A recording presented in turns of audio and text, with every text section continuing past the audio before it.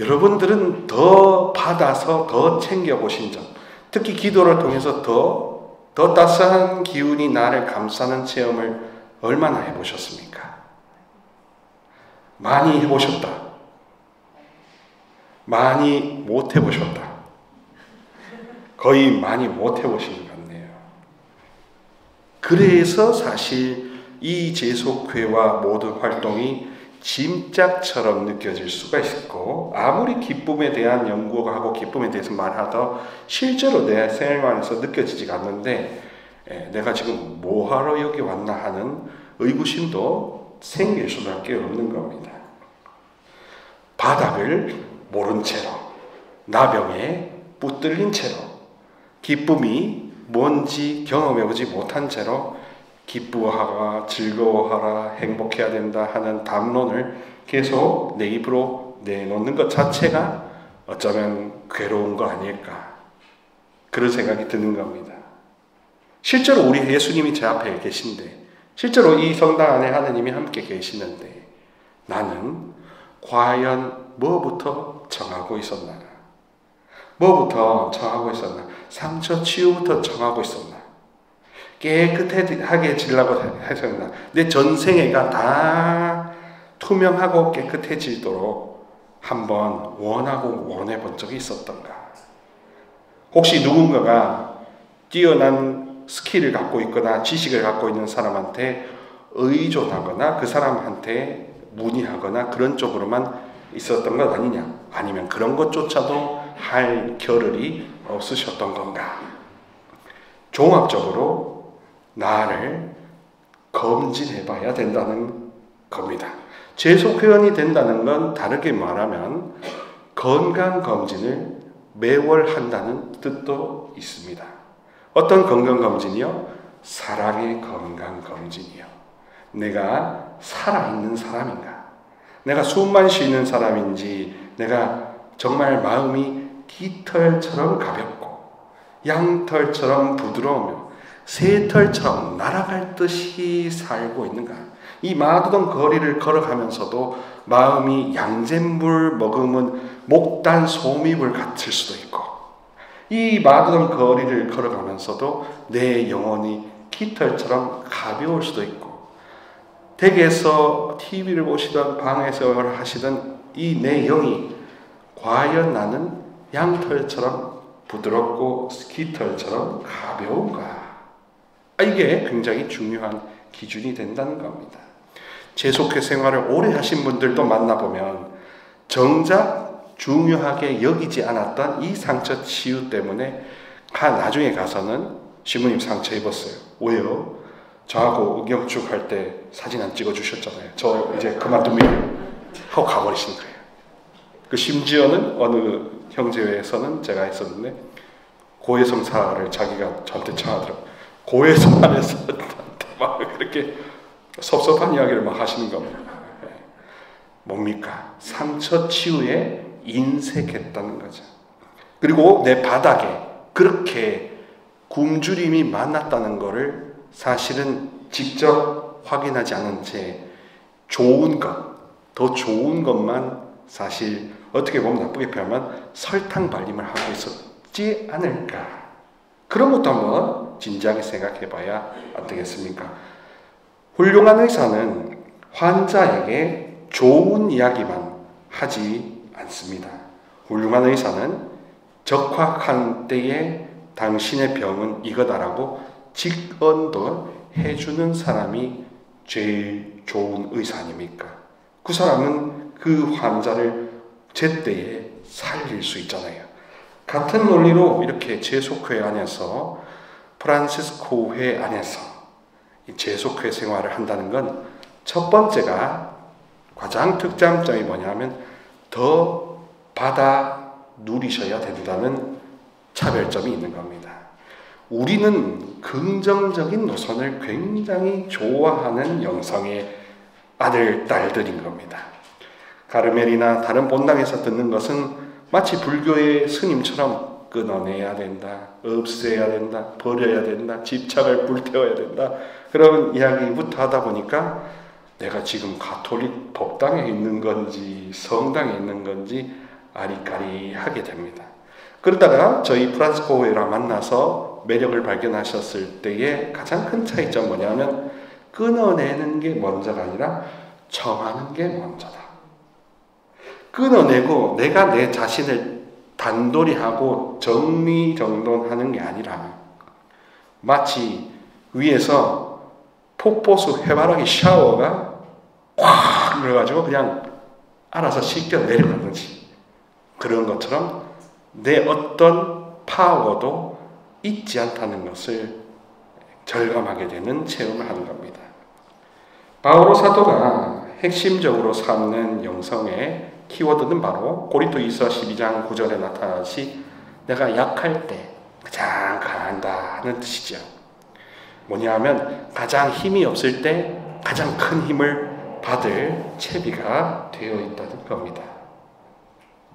그래서 문제를 우리의 힘으로 해결할 수 없다.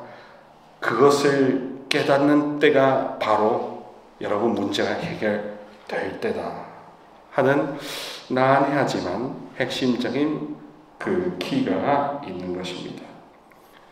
그래서 여러분들 이 제속회 안에서 활발하게 나눔을 하시면서도 각자 돌아가셔서 꼭 생각해야 될 게 나는 과연 상처를 치유받았는가? 기억이 객털처럼 양털처럼 새털처럼 순백이 되었을까? 이런 이야기하는 저희 후배 신문이 있습니다. 부모님이나 누구하고 연관된 관계가 있을 때 그 사람에게 대한 기억이 정화가 되면 1초도 망설임 없이 신장 떼줄 수 있냐고. 며느리한테 신장 떼줄 수 있어요? 아들내미한테 콩팥 주실 수 있어요? 할 때 하면 이미 탈락이랍니다. 뭔가 그러면 남편한테 바로 지금 간이식 해줄 수 있어요? 하면 또 그것도 탈락이에요. 그리고 제가 제시하는 방법은 고린도일서 13장 사랑장에 나오는 그 사랑을 본인 이름으로 치환을 해보는 겁니다.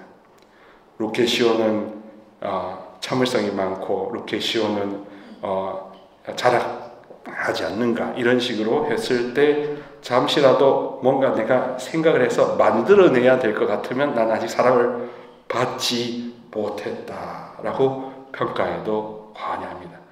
그만큼 하느님은 어떻게든지 우리의 작은 틈을 통해서도 한 10만 톤 되는 사랑을 불어 넣어가지고 우리를 완전히 변화시키고 싶어 하시는 거죠.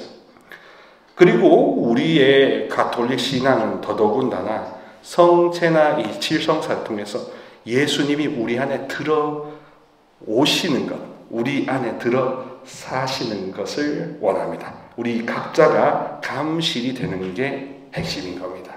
개신교의 많은 부흥회들 막 성령을 강조하고 막 그렇게 해도 정말로 변화되는 경우는 드물어요. 뭐 가톨릭이라고 무조건 그럼 다 변화되나? 가톨릭은 어쩌면 더 힘들 수가 있어요. 왜냐하면 우리는 갑자기 분위기를 어둡게 만든 다음에 상처 치유나 자기 고백조차도 난해하게 만들 수도 있기 때문에 그렇습니다. 아무튼 이야기가 좀 자유롭게 두서없이 진행되는데요.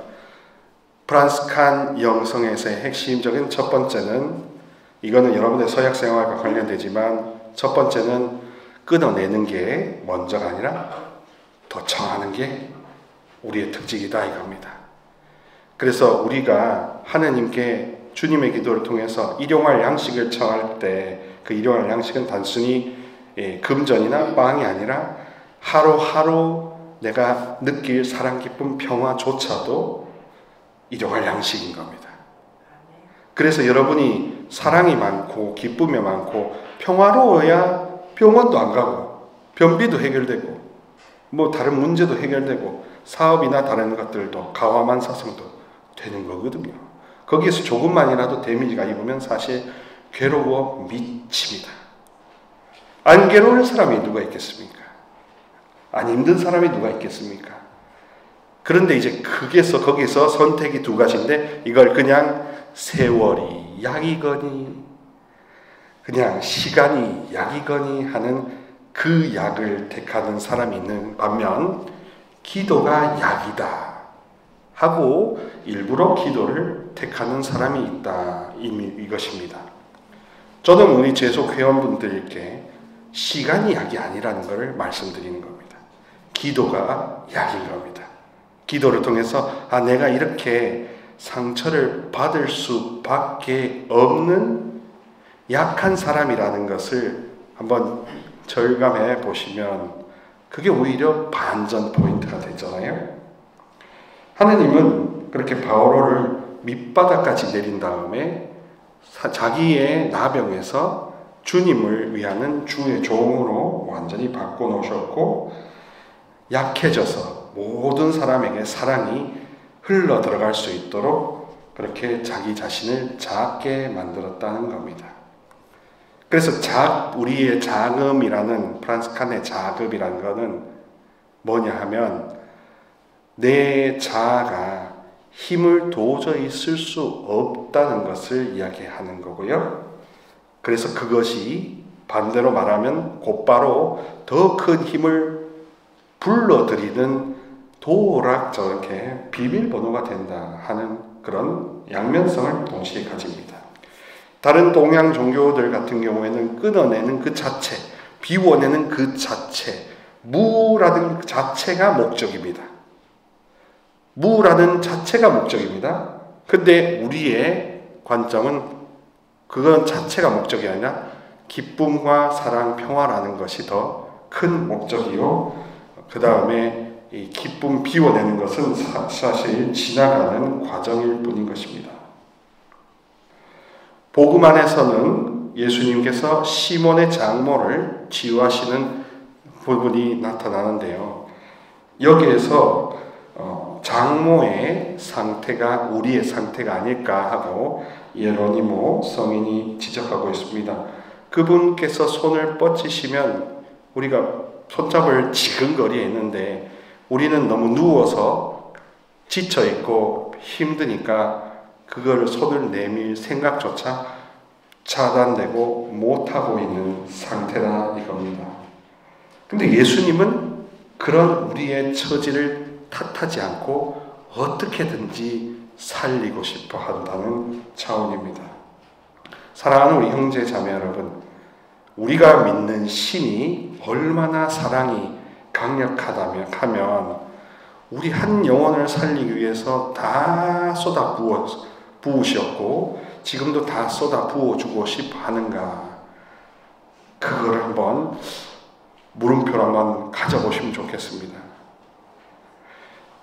실제로 우리가 태어나면서 사실 제일 먼저 만나게 된 우리의 신, 우리의 영혼, 자매님들한테는 엄마, 우리 형제님들한테는 아버지, 이런 식으로 동성 부모에게서 사실 더 큰 신적 요소를 사실 제일 먼저 발견합니다.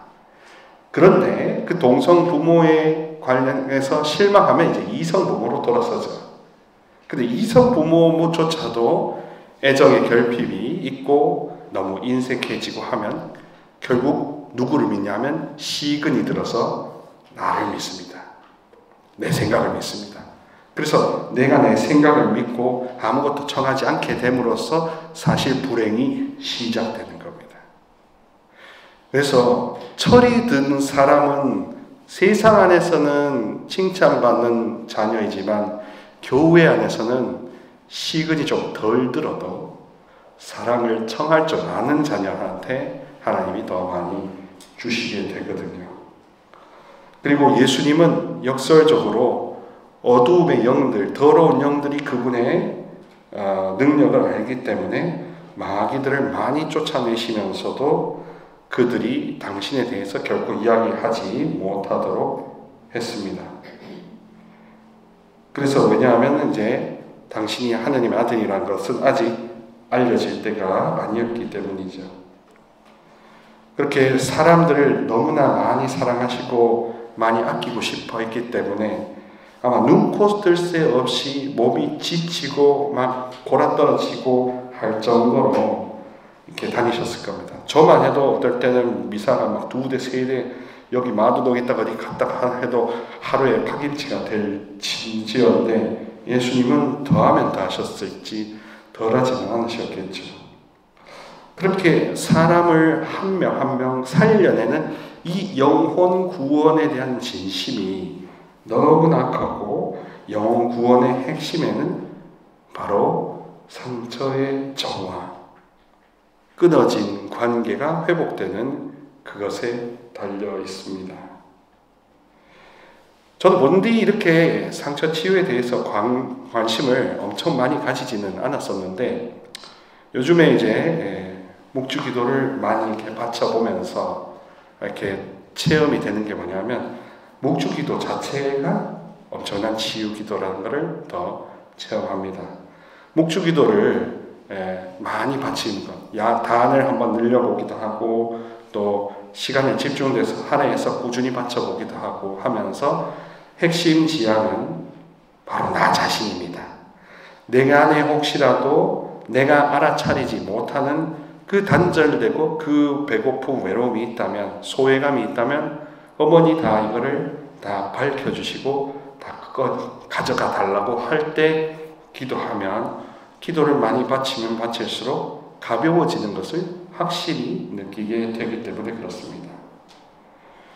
그래서 하느님은 우리의 소외감을 소속감으로 변화시켜 주시고요, 한 명 한 명의 기도 생활을 통해서 자기의 소외감이 소속감으로 바뀔 때 이 형제체가 굉장한 시너지를 이룬다는 것은 당연한 거 아니겠습니까? 근데 의외로 우리가 이 원래가 끝난 다음에는 돌아가셔서 자기 자신의 상처 치유에 대해서는 별 관심을 안 가지실 수 있습니다. 그리고 가질 시간도 없고 여력도 없고 힘들고 먹고 살기 힘든데 하면서 여러 가지 이렇게 이유가 많이 생겨나죠. 그런데 정작 이 신앙 공동체 아니면 어디서 여러분들이 깊은 차원에서의 돌봄을 받을 수 있을까 하는 걸 또 생각해 보면, 자기 자신을 위해서 아낌없이 기도를 바치는 것 이상으로 더 앞서는 게 무엇일까 하는 것도 생각해 볼 수 있을 겁니다.